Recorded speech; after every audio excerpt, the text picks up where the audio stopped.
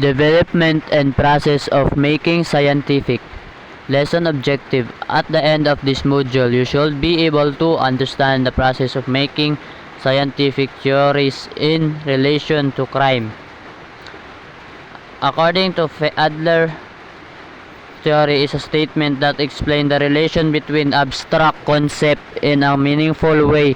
For example, if scientists observe that criminality rates are usually high in neighborhoods with high unemployment rates, they might theorize that environmental conditions influence criminal behavior in Siegel 2007. A scientific theory is an explanation of an aspect of a natural world and universe that can be repeatedly tested and corroborated in accordance with the scientific method using accepted protocols of observation, measurement, and evaluation of results. Where possible, some theories are tested under a controlled condition and an experiment in circumstances not amenable to experimental testing. Theories are evaluated through principles of adaptive reasoning.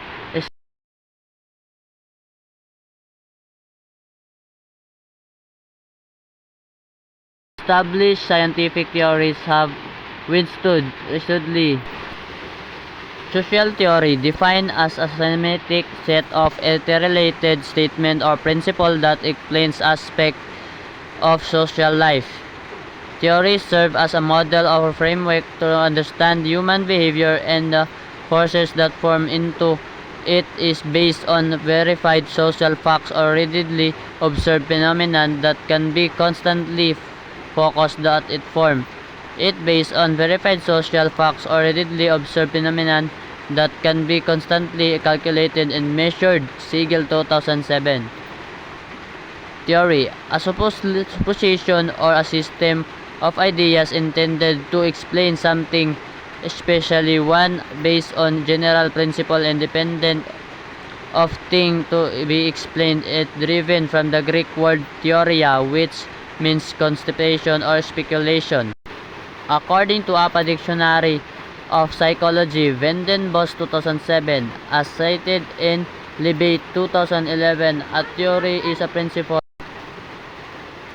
that support to explain or predict a number of interrelated phenomena. In philosophy of science, a theory is a set logically related explanatory hypotheses that are consistent with a body of empirical facts and may suggest more empirical relation. More in 1991, as cited in, stated that a theory is a related set of concepts and principles about a phenomenon. The following are three stages of theory development. 1. Speculative, attempts to explain what is happening. 2. Descriptive, gathers descriptive data to describe what is really happening. 3. Constructive, revise old theories and develop new ones based on continuing research. The critical point relating to theory construct is its purpose to predict.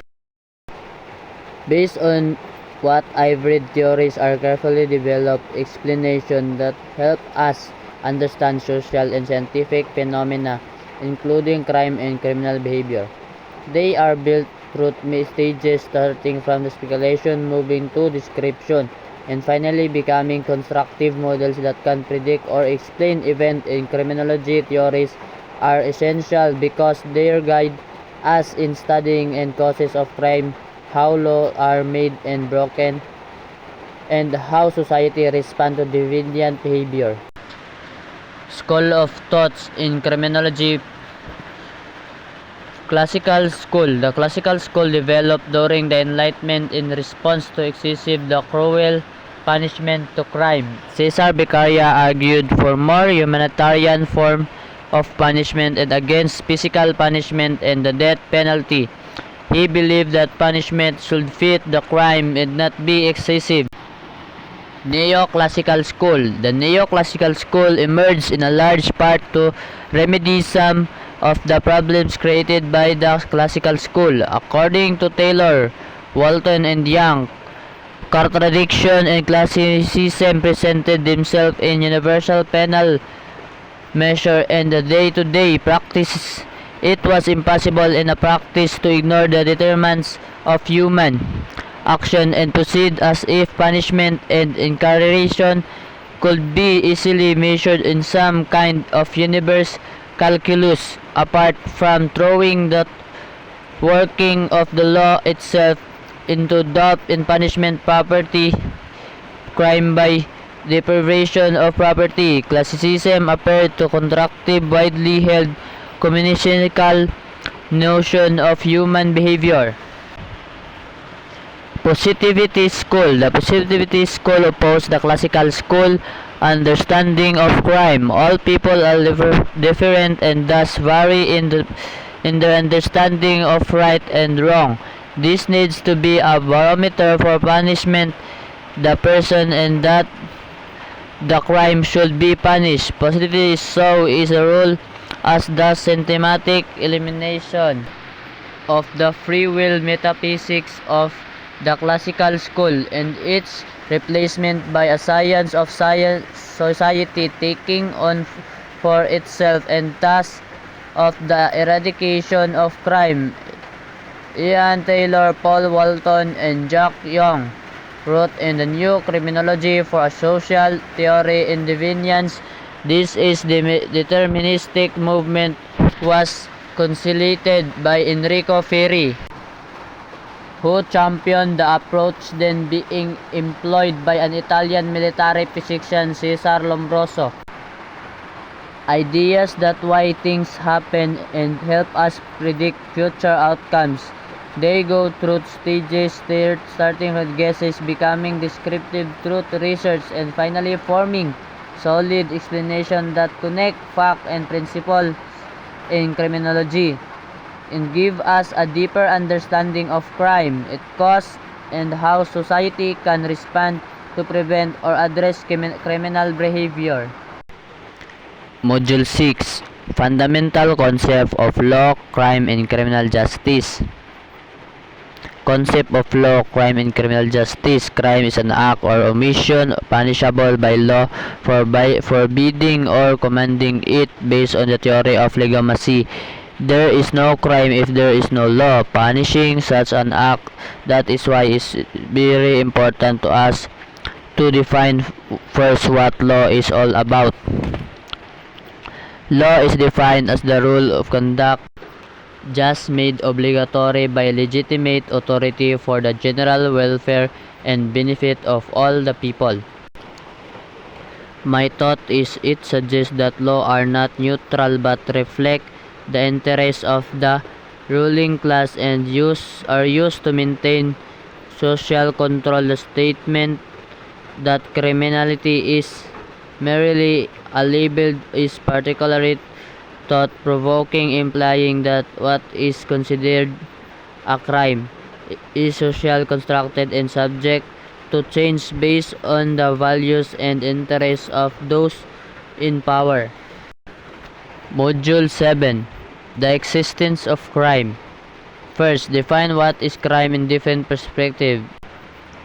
Crime, the intentional commission of an act usually deemed social, harmful, or dangerous and specifically defined, prohibited, and punishable under criminal law. It also refers to an act or omission in violation of public law forbidding or commanding it. Crime may be offense when it is punishable by special law. Violation of special law are generally referred to as molum prohibitum. Felony, when it is punishable by reverse penal code. Violations of the reverse penal code are referred to as malum in se, which literally means that the act is inherently evil or bad or per se wrongful. Misdemeanor, when it violated on ordinance. Approaches in the study of the existence of crime. Biological, it believes that criminal behavior is inherited or identified through physical characteristic of criminal. Psychiatric, it believes that the crime is caused by mental disease and mental disorder. Psychological, it believes that the crime is caused by behavioral disorders. It has been a well-known social psychological principle that situation that diminish self-consciousness and self-awareness lead individual to being less restrained, less self-regulated, and more likely to act without considering and consequence of their action.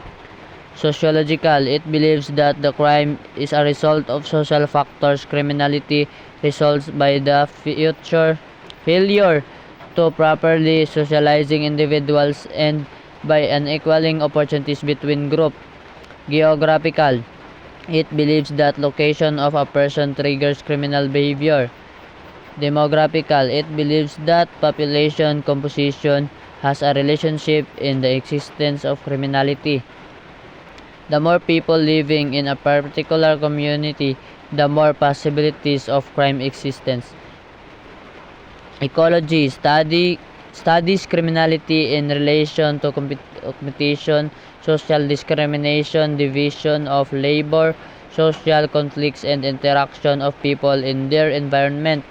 Economic explains about the relation of criminality based on the distribution of wealth or resources in the community. Victimology studies the roles of the victim in the crime. It explains how people are being victimized. Example, a house was robbed because of the absence of somebody who will look at it. My thought of this is groundwork for the understanding the legal and social dimensions of crime. The distinction between mala in se and mala prohibita is crucial for understanding the different types of offenses and the rationale behind their criminalization.